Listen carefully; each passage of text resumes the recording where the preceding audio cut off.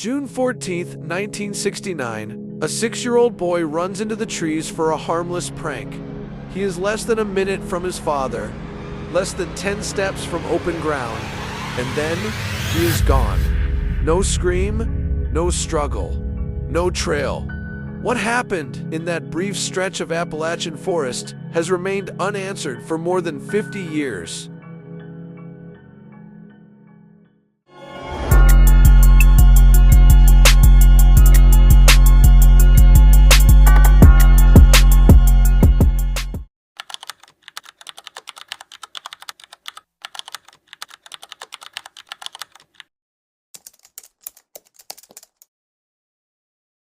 On June 14, 1969, 6-year-old Dennis Lloyd Martin vanished inside Great Smoky Mountains National Park.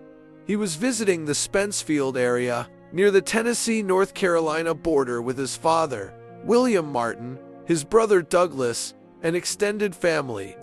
What began as a Father's Day weekend outing would become one of the most documented missing child cases in American park history. The Martins were camping near Russell Field. By late afternoon, they met another family along the Appalachian Trail near Spence Field, a grassy bald surrounded by dense forest. The adults talked while several children played nearby.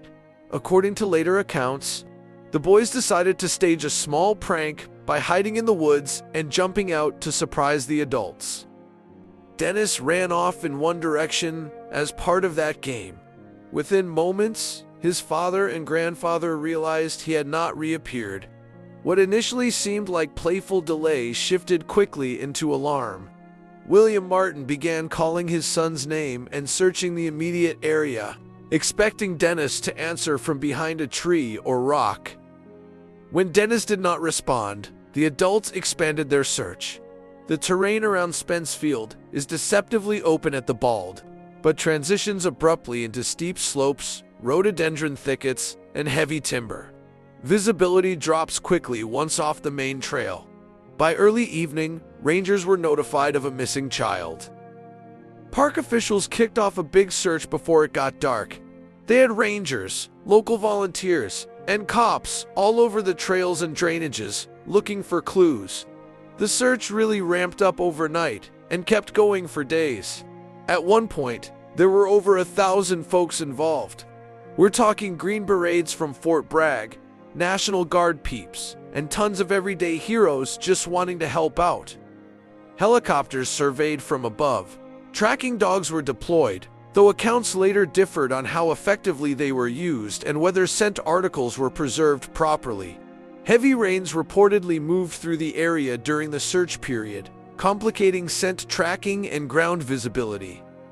Within the first days, searchers focused on the possibility that Dennis had wandered downhill into rugged terrain. The region contains sudden drop-offs and thick underbrush that can conceal even large objects at short distances. Despite grid searches and manpower rarely seen in park history, no confirmed trace of Dennis was located. One widely discussed report came from a nearby family who stated that one of their children claimed to have seen a hairy man carrying something over its shoulder deeper in the woods. The description entered the case narrative, though investigators treated it cautiously and did not confirm it as reliable evidence. Who or what was this hairy figure carrying something small over its shoulders? Another account described a hiker who allegedly heard a scream or unusual sound around the time Dennis disappeared. As with many large search operations, statements varied in clarity and timing. No physical evidence was recovered that directly corroborated abduction by any person or animal. The FBI became involved, making this one of the earliest large-scale missing person cases in a national park to receive federal attention. Agents reviewed search procedures and interviewed witnesses. Official records released decades later reflect extensive documentation, but no definitive breakthrough. Some investigators considered wildlife predation. Black bears inhabit the park, though attacks on children in daylight are statistically rare. No blood, clothing, fragments, or disturbed ground consistent with a struggle were found. The absence of physical indicators left wildlife as a theoretical but unproven explanation. Terrain exposure was another factor.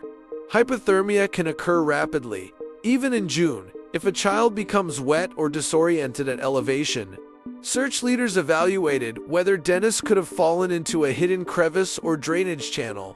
Yet repeated sweeps of likely zones yielded nothing conclusive. The search continued intensively for nearly 2 weeks. Resources were gradually scaled back as probability of survival diminished.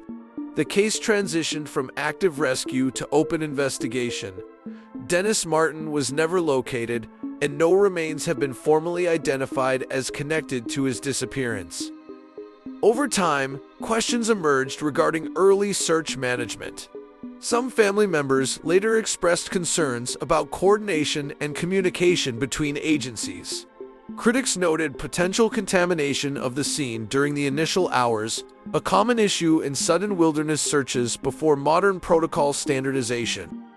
The Martin family endured decades without resolution. In the absence of recovered evidence, the case remained open but dormant. Periodic reviews occurred, particularly after the Freedom of Information Act allowed access to federal files.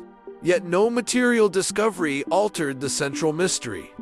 Within the broader pattern of disappearances in national parks, Dennis Martin's case became one of the most cited examples. It combined clear last-known positioning, rapid response, and large-scale search coverage, yet produced no tangible result. That contrast continues to draw analytical scrutiny. For those who study unexplained wilderness vanishings, the case stands at the intersection of probability and anomaly. A child disappeared within minutes in daylight, near adults, on a relatively defined landscape.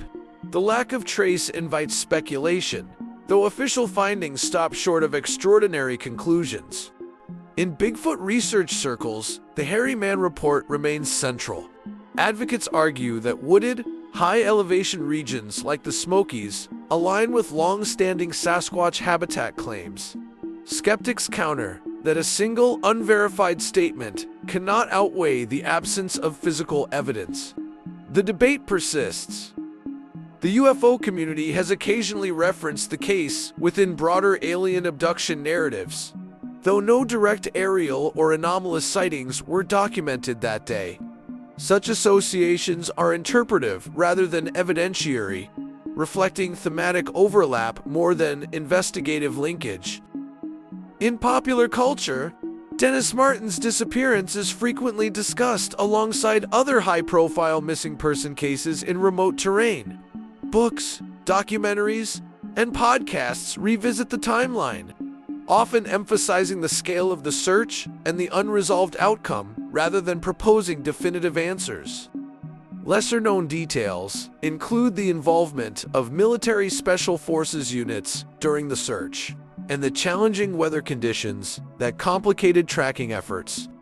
These operational aspects illustrate how even extensive manpower cannot guarantee recovery in mountainous wilderness. More than 5 decades later, the case remains officially unsolved. It continues to be analyzed by investigators, researchers, and independent communities who see in it either a tragic accident, an overlooked human factor, or something that moved silently through the forest that afternoon. The record allows possibility. It confirms nothing. Dennis Martin vanished within minutes on a June afternoon in 1969. A documented timeline, a massive coordinated search, and federal involvement all confirm the event itself is not legend. It is recorded history. Yet alongside the official record stands one lingering detail: a child's report of a hairy man moving through the trees. It remains unproven, unverified, and impossible to ignore. So, to all you watchers out there, forests keep secrets differently than cities do. In the Smokies, something moved, or something was missed. Whether that figure was misidentification, human, or something long whispered about in Appalachian lore, the possibility lingers at the edge of the known. Thank you for tuning in to They Are Watching Us. Some mysteries are not loud. They simply stand back and observe. Hey guys, thanks for tuning in. If you're as into UFOs and all that cool disclosure stuff as I am, do me a solid and hit that subscribe button. Give this video a thumbs up and drop a comment below. It really helps me keep the good content coming your way on this super fascinating topic. Seriously, I appreciate it so much. Catch you later.